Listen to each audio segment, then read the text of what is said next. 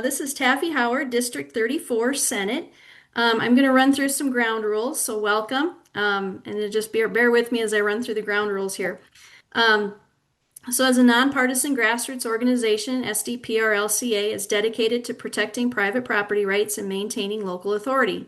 Following the 2024 general election, where 65 of 66 South Dakota counties voted no on Referred Law 21, voters are eager to hear where the 2027 legislative class stands on these core issues. Our ground rules for tonight is you'll have an introduction of a minute and a half. There will be 5 targeted questions with 2 minutes allowed per response, and then a closing statement of two minutes. Upon completion of the video survey, you're going to log off. All 5 questions will focus specifically on property rights and local control, and you've received the specific set of 5 questions in advance. For the public record, our recordings will be posted in their entirety on our Facebook page, the YouTube channel, and our website. So at this time, I'd like you to introduce yourself to the voters. Please tell us about your background, your connection to your district, and most importantly, what specific conviction or event led you to step forward and run for the South Dakota legislature in 2026. And you have a minute and a half. Well, we could go back farther than that. When I originally ran for office, 2017, I ran out of frustration. The state had just, and I am Taffy Howard, state senator for District 34, but what originally caused me to run was frustration. The state had just passed the 2 largest tax increases in the history of the state in back-to-back years. I was fed up with sending people to peer who claimed to be conservative and went and voted in any other way but conservative. So I am a conservative. I'm pro-life, pro-family values, pro-Second Amendment, pro-property rights. I worked hard 2 years ago when I was knocking on doors, promoting the vote on the RL 21 issue as well. So, and last year, as you know, we did pass the bill to prevent the use of eminent domain for private gain as far as CO2 pipelines go. So, very much in favor of protecting property rights, reducing property taxes. I am a lifelong Republican. I believe in limited government. That's what I fight for every day that I'm in here. All right. Well, let's move into the 5 questions that we're going to look at tonight. And the first one is district specific. And you have 2 minutes. What do you identify as the primary property rights issue in your district, and what is your single most serious concern regarding it? That is, resource depletion, loss of local control, or unintended consequences. So I would say the most serious issue facing us in this regard would be data centers. We didn't have to deal with the CO2 pipeline, but we are starting to have to deal with data centers. We have Sequitur Edge that's supposed to be putting one south of town. There's another one going out on Deadwood Avenue, supposedly. So I would say definitely data centers. And along those lines, the greatest concern would be resource depletion. I mean, everyone knows Rapid City does not have the most abundant water resources, so that's always an issue. Um, I could go on and on about our quality of life, our way of life, but people are very concerned about data centers, as am I. So I would say that's the number one issue. All right. Question number 2. An action plan. What specific legislative action or policy change would you champion to address this issue? Well, I would go back to the 3 bills that I brought this year, SBs 127, 128, and 232.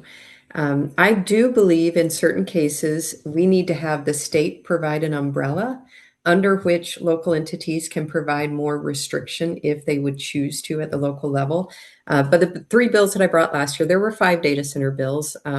One was absolutely horrendous, and then we had 4 good ones. I had 3 of those, but one was establishing a 1 mile setback and then noise restrictions. And then 128 was saying that if you are a large use consumer of electricity, and I established that at 10 megawatts because that's what the PUC uses, then you have to pay your own way as far as utilities go. Now, we did pass the Data Center Bill of Rights this year. I don't believe that goes far enough. That did say data centers have to pay their own way, but I think we should go further and say any large use consumer, 10 megawatts or larger, so that other residential customers are not on the hook for the infrastructure build out that the utility companies may have to do for these large use customers. The other bill was a 1 year moratorium in order to allow local entities more time to establish the guidelines that they would like, because there are far too many communities around our state that don't have the proper guidelines in place to deal with what's coming.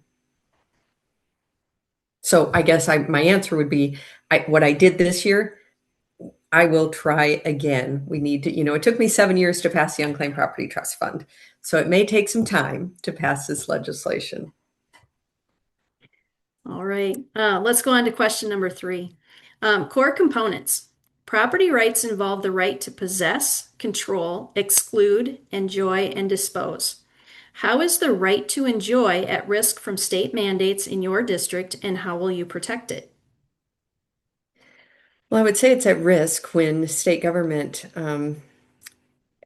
puts the almighty dollar above and anyone else's quality of life. We see that when government. Well, we've killed two bills in the past 2 years that would try to entice data centers to come into our state.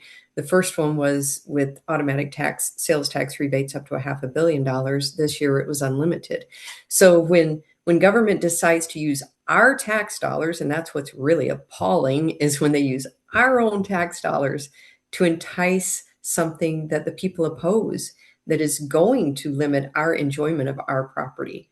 Um, the quiet enjoyment of our property is very much at risk. I mean, data centers, you hear stories all around the country, the noise. I know it would probably drive me insane if I had to live next to one of those. So why would I want to make anyone deal with that? So I would say that's probably the biggest issue there. I would say too, I have shown that I'm willing to stand up to government overreach in those regards. We just had the fight against Liberty Land, the TIF out here. And I knew going into that it might affect this campaign, but it's the right thing to do. And I knew the people were opposed. So I think all of us have to do more of that, fight back. All right, thank you. Question number 4, eminent domain. Under what specific circumstances, if any, do you believe eminent domain should be used for projects owned by private corporations? Never. I think Kelo v. New London, the Supreme Court got it wrong. Eminent domain is supposed to be used strictly for public good. And we're talking utilities, roads when necessary, power lines, whatever. So I think when the Supreme Court ruled in Kelo v. New London that it could be used for economic development, I think that was absolutely wrong. I'm sad they had the opportunity to revisit that and possibly overturn that. They chose not to. I was very disappointed on that. So I would say there is no good use for private corporations. All right, our 5th question, local control. Describe a scenario in which local control is not enough protection. Well, I think we saw an example of that recently over in Sioux Falls with the hyperscale data center when local control obviously did not work. I mean, they chose not to listen to the people. I mean, it was absolutely insane. So when I'm all for local control, but when those individuals who are supposed to be protecting our citizens choose to put something else above the will of the people, whether that's revenue, whether it's private gain, whether there's corruption, I don't know, whatever, that's when local control has gone awry.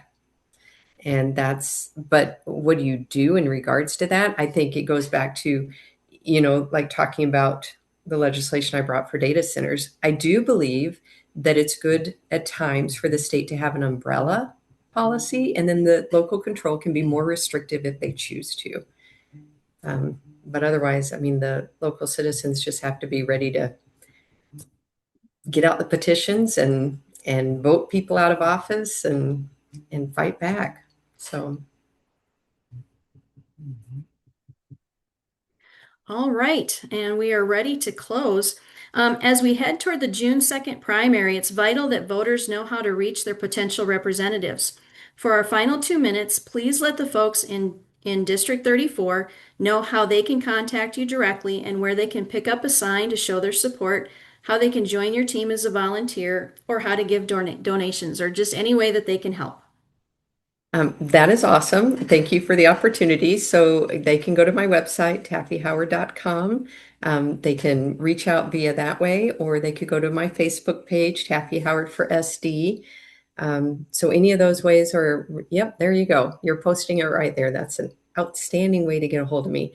And I'm just going to be honest and tell people this is a tough fight. My opponent has taken um, 29 different contributions. He has never been elected, but he received in the last campaign cycle contributions from 29 different in-state, out-of-state, and federal PACs. So that ought to tell you who's who he's going to be controlled by versus me. And I did take some money from a few in-state PACs, but mostly pro-life, pro-liberty. So there's no comparison. I am going to fight for the will of the people. And as long as that aligns with my limited government principles, I mean, just know if you're electing me, you're electing somebody who believes in limited government. Because as Reagan said, man is not free unless government is limited. All right. Well, thank you, Taffy. And yep, all of your contact information is on the screen. We appreciate you taking the time to be with us this evening. Well, thank you so much for the opportunity.